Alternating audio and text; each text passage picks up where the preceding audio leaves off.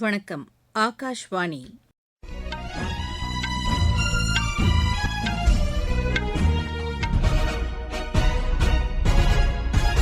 செய்திகள் வாசிப்பவர் ஜமீர் அக்தர். தலைப்புச் செய்திகள். ஆக்கப்பூர்வமான செய்திகளை வெளியிட ஊடகங்கள் முக்கியத்துவம் கொடுக்க வேண்டும் என்று குடியரசு துணைத் தலைவர் திரு சி பி ராதாகிருஷ்ணன் வலியுறுத்தியுள்ளார். நடைபாதை வியாபாரிகளுக்கான கடனுதவி திட்டம் அவர்களின் வாழ்க்கைத் தரத்தை மேம்படுத்தியுள்ளதாக மத்திய அமைச்சர் திரு மனோகர்லால் கூறியுள்ளார். பிஜேபியின் உயர்நிலைக் குழுக் கூட்டம் இன்று புதுதில்லியில் நடைபெற்றது. சீன நிலக்கரி சுரங்கத்தில் இன்று நேரிட்ட விபத்தில் 5 பேர் உயிரிழந்தனர். சிங்கப்பூர் ஓபன் பேட்மிண்டன் போட்டியில் இந்தியாவின் சாத்விக் சாய்ராஜ் சிராக் ஷெட்டி இணை பட்டம் வென்றது. இனி விரிவான செய்திகள். ஆக்கப்பூர்வமான செய்திகளை வெளியிட ஊடகங்கள் முக்கியத்துவம் கொடுக்க வேண்டும் என்று குடியரசு துணைத் தலைவர் திரு சி பி ராதாகிருஷ்ணன் வலியுறுத்தியுள்ளார். கோட்டயத்தில் நிகழ்ச்சி ஒன்றில் பேசிய அவர், ஆக்கப்பூர்வமான இதழியல் என்பது சிறந்த சமூகத்தை உருவாக்க உதவிடும் என்று குறிப்பிட்டார். இளையோரிடையே ஆக்கப்பூர்வமான செய்திகளை ஊடகங்கள் கொண்டு சேர்க்க வேண்டும் என்றும் திரு சி பி ராதாகிருஷ்ணன் கேட்டுக் கொண்டார். பிஜேபியின் உயர்நிலைக் குழுக் கூட்டம் இன்று புதுதில்லியில் நடைபெற்றது. பிரதமர் திரு நரேந்திர மோடி இல்லத்தில் நடைபெற்ற இந்த கூட்டத்தில் 10 மாநிலங்களிலிருந்து 24 மாநிலங்களவை உறுப்பினர்களை தேர்ந்தெடுப்பதற்காக நடைபெறவுள்ள தேர்தலுக்கான வேட்பாளர்களை இறுதி செய்வது குறித்து விவாதிக்கப்பட்டதாக எமது செய்தியாளர் தெரிவிக்கிறார். பிஜேபியை மேலும் வலுப்படுத்துவது குறித்தும் இக்கூட்டத்தில் விரிவாக விவாதிக்கப்பட்டதாக அவர் மேலும் கூறுகிறார். விவசாயிகள் நலனுக்கு மத்திய அரசு உயர் முன்னுரிமை அளித்துள்ளதாக வேளாண்துறை அமைச்சர் திரு சிவராஜ் சிங் சௌஹான் கூறியுள்ளார்.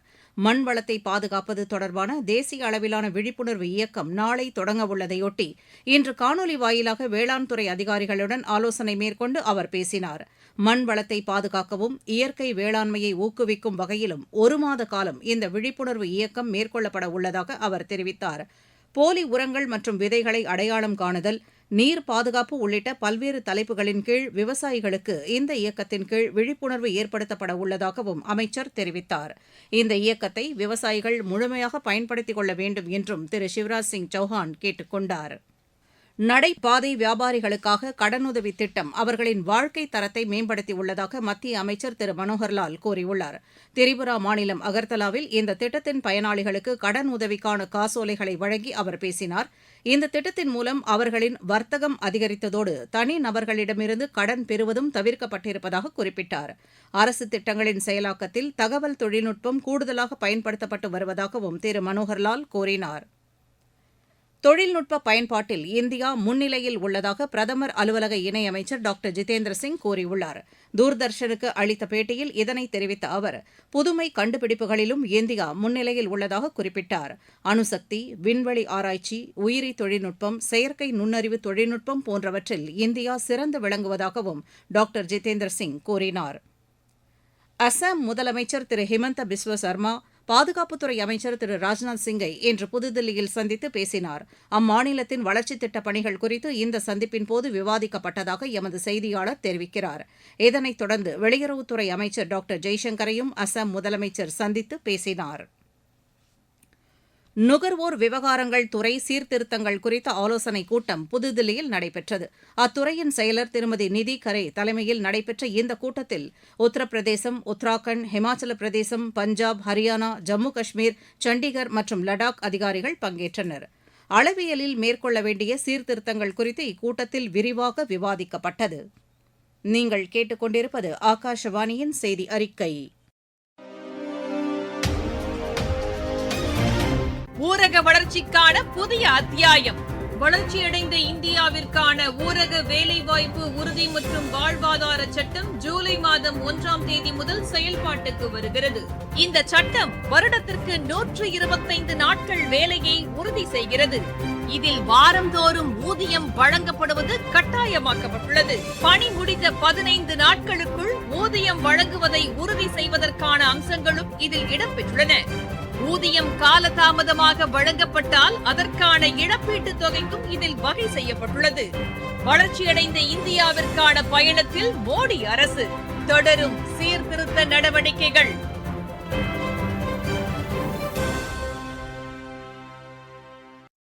பாதுகாப்பு ஆராய்ச்சி மேம்பாட்டு நிறுவனத்தின் அதிநவீன குண்டு வெற்றிகரமாக சோதித்து பார்க்கப்பட்டது. ஹரியானாவின் பஞ்ச்குலா மாவட்டத்திற்கு உட்பட்ட ராம்காரில் உரிய பாதுகாப்பு ஏற்பாடுகளுடன் இந்த சோதனை நடைபெற்றதாக எமது செய்தியாளர் தெரிவிக்கிறார். ஒரே மாதத்தில் இரண்டாவது முறையாக முழு நிலவு இன்று தென்படுகிறது. இது ப்ளூ மூன் என்று அழைக்கப்படுவதாக தேசிய அறிவியல் கல்வி மற்றும் ஆராய்ச்சி மையத்தின் பேராசிரியர் திரு தாவி வெங்கடேஸ்வரன் எமது செய்தியாளரிடம் தெரிவித்தார். நிலாவினுடைய தோற்றத்துல பெருமளவுக்கு எந்த வேறுபாடும் இருக்காது. எப்பவும் தெரிகிற முழு நிலா போல தான் தெரியும். சில சமயம் மாதத்தினுடைய முதல் நாள் அல்லது 2வது நாள் முழு நிலா ஏற்பட்டா, அந்த மாதத்தினுடைய இறுதியில இன்னொரு நிலா ஏற்படுறதுக்கு வாய்ப்பு இருக்கு. அப்படி அரிதாக ஒரே மாதத்துல 2 முழு நிலா ஏற்பட்டா, அததான் நீல நிலா அல்லது ப்ளூ மூன் மேலை நாடுகள்ல கூறுவது வழக்கம். அரிதாக நிகழக்கூடிய நிகழ்வு என்பதற்காக இந்த பெயர். சமீப காலங்கள்ல மேலை நாட்டு ஊடகங்களினுடைய பாதிப்பு அதிகமாக இருப்பதனால உலகினுடைய பல பகுதிகளில் இந்த நீல நிலா ஒரு சிறப்பாக பேசப்படுகிறது. ஆனால் இதற்கும் வானவியலுக்கும் எந்த விதமான தொடர்பும் இல்லை. ஜம்மு காஷ்மீரை ஒட்டிய எல்லைப் பகுதியில் தீவிரவாதிகளின் ஊடுருவல் முயற்சியினை பாதுகாப்புப் படையினர் முறியடித்தனர். பாரமுல்லா மாவட்டத்திற்கு உட்பட்ட எல்லைப் பகுதியில் ஊடுருவ முயன்ற 3 பேரை பாதுகாப்புப் படையினர் கைது செய்து விசாரணை நடத்தி வருகின்றனர். பீகாரில் கடந்த 10 நாட்களில் மட்டும் 122 குழந்தை தொழிலாளர்கள் மீட்கப்பட்டுள்ளதாக அம்மாநில அரசு கூறியுள்ளது. இது தொடர்பாக 60 நிறுவனங்கள் மீது வழக்கு பதிவு செய்யப்பட்டுள்ளதாக பீகார் அரசின் செய்திக்குறிப்பு தெரிவிக்கிறது. குழந்தை தொழிலாளர் இல்லா பீகாரை உருவாக்க வேண்டும் என்ற நோக்கில் மாநிலம் முழுவதும் சோதனைகள் நடத்தப்பட்டு வருவதாக அதில் குறிப்பிடப்பட்டுள்ளது.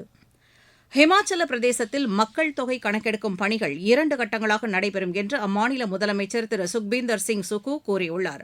ஷிம்லாவில் செய்தியாளர்களிடம் பேசிய அவர், இந்த கணக்கெடுப்பு பணிக்கு அனைவரும் முழுமையாக ஒத்துழைப்பு அளிக்க வேண்டும் என்று கேட்டுக் கொண்டார்.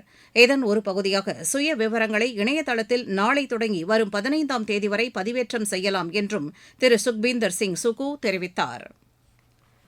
சீனாவில் உள்ள நிலக்கரி சுரங்கத்தில் இன்று நேரிட்ட விபத்தில் 5 பேர் உயிரிழந்தனர்.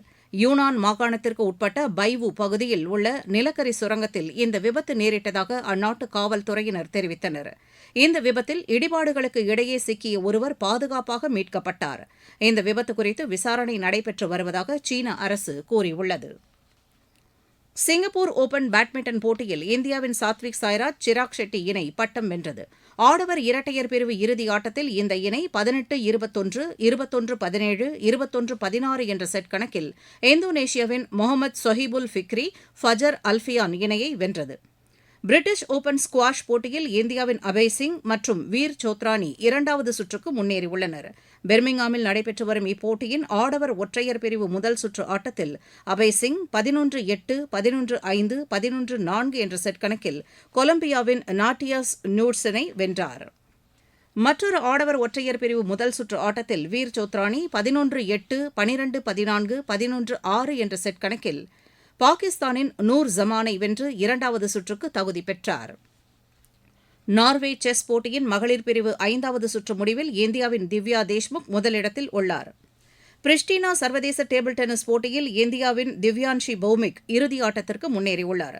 மகளிர் ஒற்றையர் பிரிவு அரையிறுதி ஆட்டத்தில் அவர் ஆஸ்திரேலியாவின் மின் ஹியூங் ஜியை வென்றார். மகளிர் இரட்டையர் பிரிவில் திவ்யான்ஷி பௌமிக், சிண்ட்ரெலா தாஸ் இணையும் இறுதி ஆட்டத்திற்கு முன்னேறியுள்ளது.